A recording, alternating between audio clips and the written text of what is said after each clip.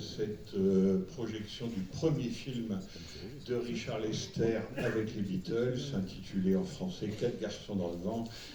Hard Day's Night en anglais. Le second, c'est-à-dire Help, sera projeté tout à l'heure dans cette même salle Henri Langlois à 18h. Et le film que Lester a fait sur une des tournées mondiales de Paul McCartney qui s'appelle Get Back, lui a déjà été projeté dans le cadre de cette rétrospective. Tout à l'heure, me rejoindra un vrai spécialiste des Beatles, c'est-à-dire le journaliste et rock critique Mishka Assayas, qui vient de traduire d'ailleurs le livre Get Back, qui est le livre de la série que Peter Jackson a avec entendant pas.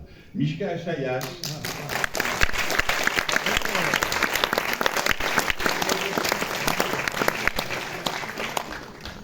Voilà, il était prévu qu'on présente ensemble, mais je me suis pas inquiété. Je me suis pas inquiété parce que c'est toi. Pour la présentation, ça allait. En revanche, pour parler des Beatles. Moi seul, ça aurait été un peu court.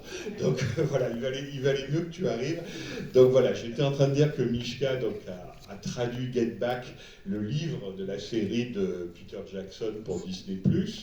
Vous savez qu'il anime sur France Inter pendant la semaine Very Good Trip, voilà, que là aussi un livre est paru récemment, et qu'il est l'auteur de ce qui est l'équivalent du dictionnaire des films de Jacques Lourcel, c'est-à-dire le dictionnaire du rock, aux éditions Bouquin. Alors on n'a pas vraiment organisé de signature parce que tout ça était un peu indirect, mais enfin il y a au moins Get Back et le dictionnaire du rock à la librairie, et Mishka sera dans les parages tout à l'heure après notre conversation.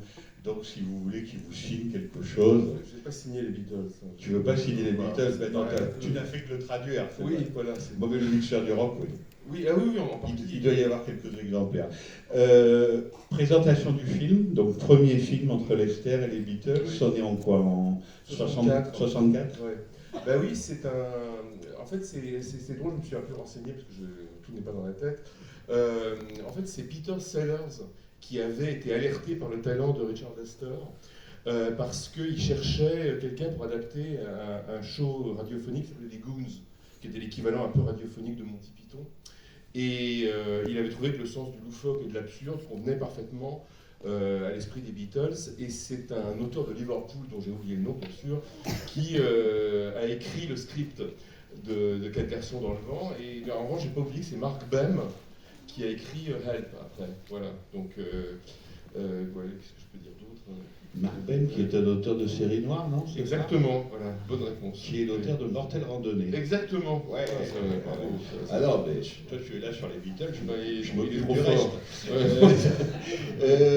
Donc, Lester, donc cinéaste américain de Philadelphie, qui va devenir, disons, un des cinéastes du swinging, voilà, Superman, et puis un des cinéastes du swinging London. Complètement, et puis il a fait aussi le Forum en folie, qui est le dernier rôle de Buster Keaton, rôle parlant, où il est en toge, je crois, je sais plus, enfin... Alors on parlera de Lester et des Beatles tout à l'heure. Mishka, juste pour vous dire que le film n'a pas été numérisé. Donc, s'il y a des adorateurs de la pellicule parmi vous, ça tombe bien, parce que c'est une glorieuse copie 35 mm, mais vous savez que la pellicule, c'est fragile.